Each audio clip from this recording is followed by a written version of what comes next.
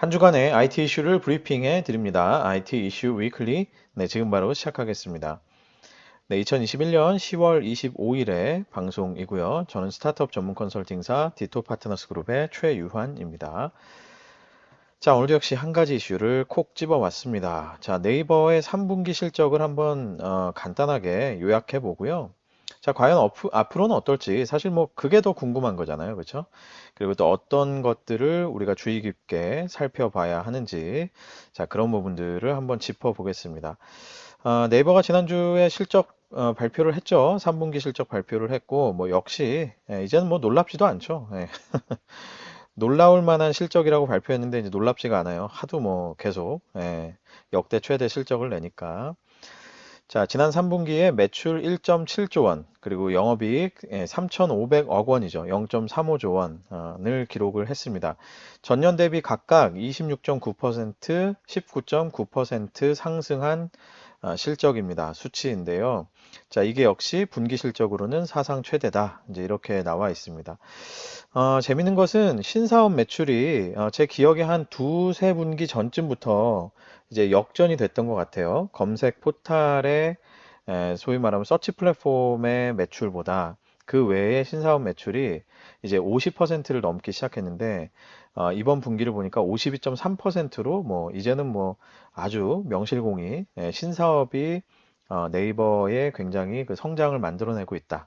뭐 이렇게 얘기해도 과언이 아니겠죠. 뭐 이번에도 역시 실제로 사업 부분별로 이렇게 내용을 보면 서치 플랫폼의 성장세보다는 이제 신사업의 성장세가 굉장히 높은 걸로 이렇게 나와 있습니다. 이 뭐 이런 흐름은 계속 비슷하기 때문에 뭐 제가 굳이 이렇게 구체적으로 보여드리진 않는 겁니다. 그래서 네이버는 이제 이미 어떻게 보면 새로운 사업의 성장의 발판을 충분히 마련했다. 이렇게 얘기해도 과언이 아닌 것 같아요.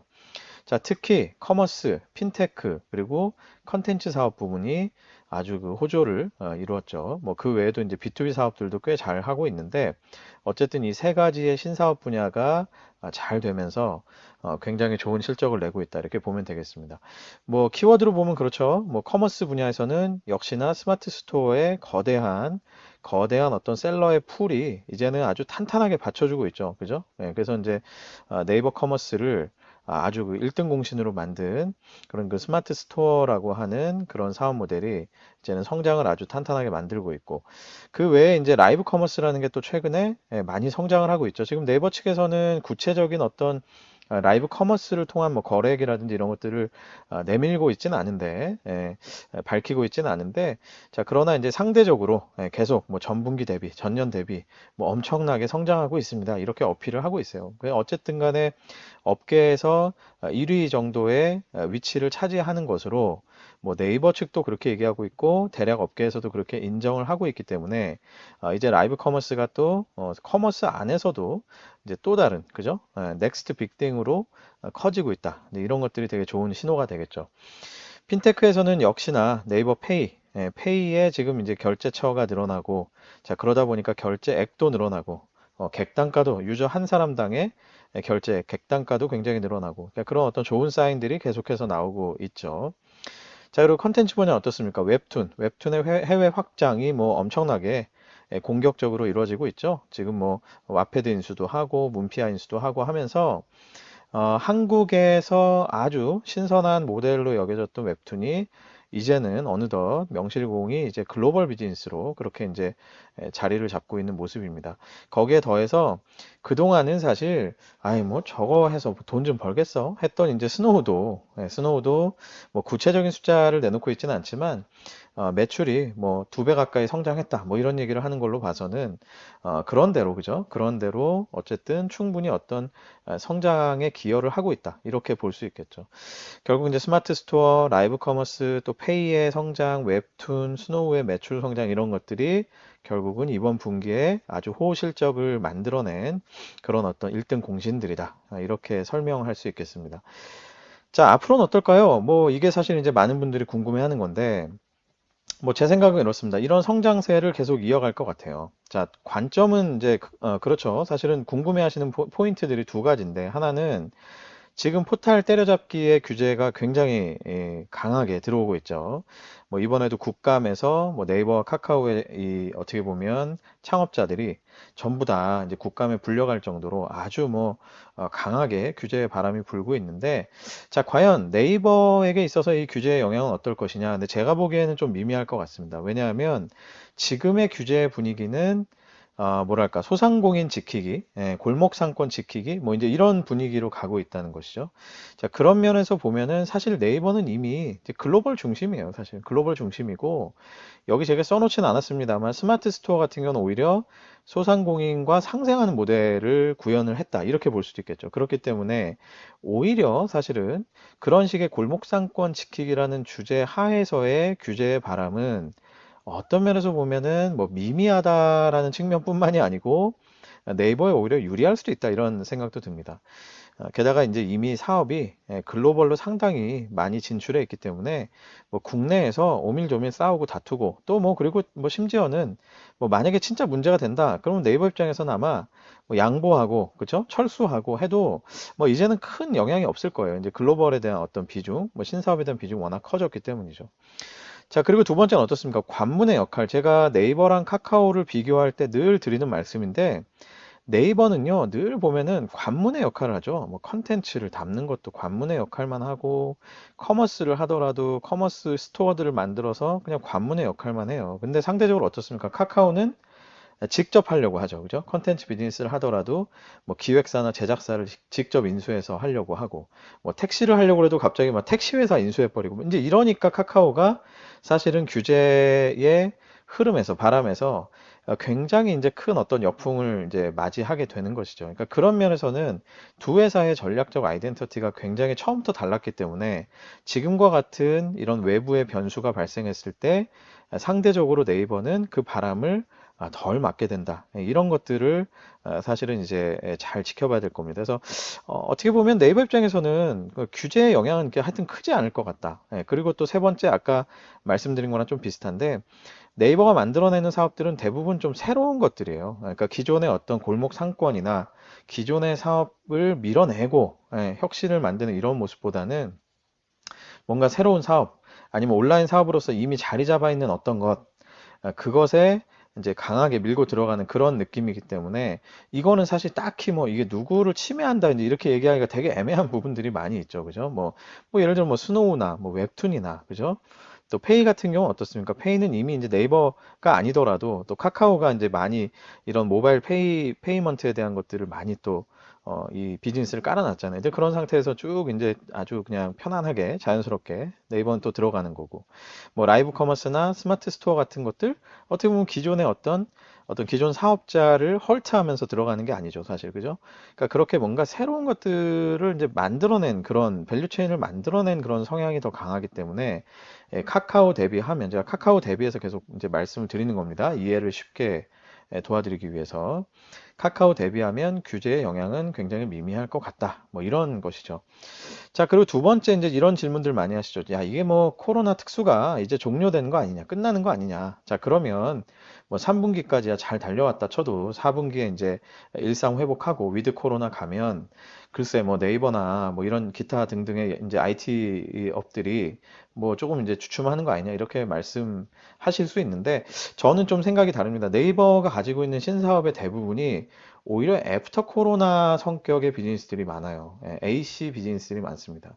뭐 지금 보면 뭐 이 온라인 커머스도 그렇죠. 이거는 저희가 늘 예전에 제가 많이 말씀드렸는데, 코로나가 끝나더라도 이 이제 온라인 커머스에 대한 부분은 이제 너무나 대세가 돼버렸죠. 그러니까 뭐 이게 단순히 바이러스에 대한 우려뿐만이 아니고 그냥 이제 이 라이브 이 온라인 커머스 자체가 너무 편해진 거예요. 그러니까 이런 커머스라든지 또 페이도 마찬가지죠. 굉장히 그냥 편의성 자체가 이제는 사람들에게 자리 잡는 모습이고, 뭐 웹툰이라든지 스노우라든지 이런 것들도 역시 뭐 코로나가 있으면 물론 이제 뭐 야외 활동을 하고 하면 이런 것들을 시청하는 또 소비하는 시간은 좀 줄어들 수 있겠습니다만, 근본적으로 이런 것들이 뭐 예를 들어서 뭐 모임이 좀 많아지고 야외 활동이 많아진다고 해서 갑자기 완전히 뭐 무너질 정도의, 흔들릴 정도의 그런 영향을 받을 거냐면 저는 전혀 그렇지 않다고 생각을 해요. 결국은 애프터 코로나 시대에도 굉장히 잘 나갈 수 있는 사업들을 어떻게 보면 참 굉장히 예쁘게 가지고 있어요. 이게 제가 뭐 네이버를 두둔하는 게 아니라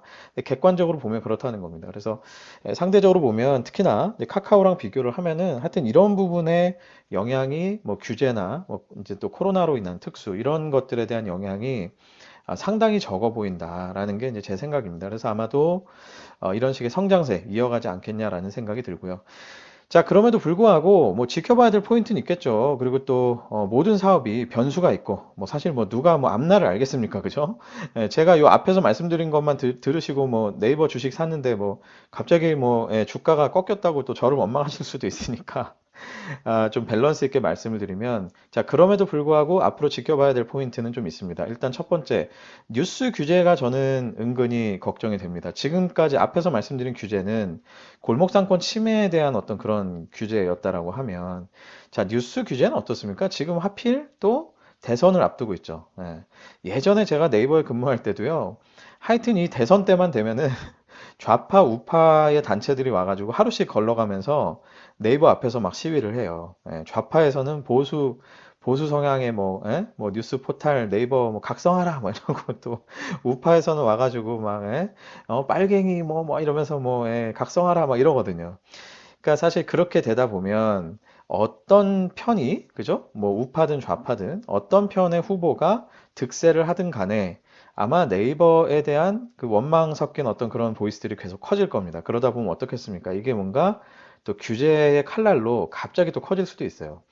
이제 이번에는 최근에는 어떻습니까? 이 포탈의 어떤 그 집중적인 권력, 집중화된 권력에 대해서 굉장히 경계하는 목소리들이 크기 때문에 과거의 대선 때랑은 다르게 만약에 이런 식의 뉴스 규제, 뭐 예를 들면 여론에 대한 뭐 형성 과정에서의 뭐 네이버의 어떤 문제점, 뭐 이런 것들이 부각되기 시작하면은 예전과는 다르게 저는 이 뉴스 규제로 인해서 불거지는 이슈들이 이게 어떻게 보면 굉장히 작은 불씨이지만 크게 돼서 뭐 포탈 비즈니스 전체를 어떻게 보면 좀 흔들 수도 있겠다는 약간 막연한 두려움도 좀 있긴 있습니다. 그래서 이번 대선의 그런 어떤 흐름들을 굉장히 잘 지켜볼 필요가 있겠고 네이버가 그 과정에서 어떤 식으로 줄타기를 잘 할 것인가, 그죠?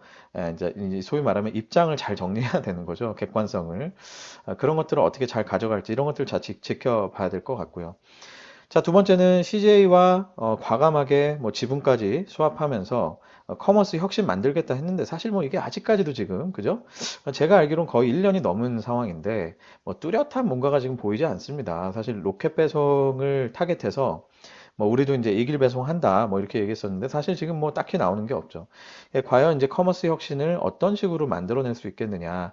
그런 것들도 굉장히 이제 중요한 포인트겠죠. 뭐 이마트하고도 그죠? 이마트하고도 또 제휴하겠다 막 선언했는데 그다지 이제 판을 흔드는 그런 모습은 아직은 안 보이는 것 같아요. 그러니까 기존에 가지고 있는 스마트 스토어의 이 거대한 어떤 셀러 베이스를 가지고 계속해서 입지는 지키고 있는데 아직까지 뭔가 혁신을 만들고 있다 이런 느낌은 없습니다. 그래서 이런 것들을 어떻게 만들 것이냐 이게 굉장히 큰 과제일 것이고 또 우리 입장에서는 지켜봐야 되는 관전 포인트가 될 것이고요.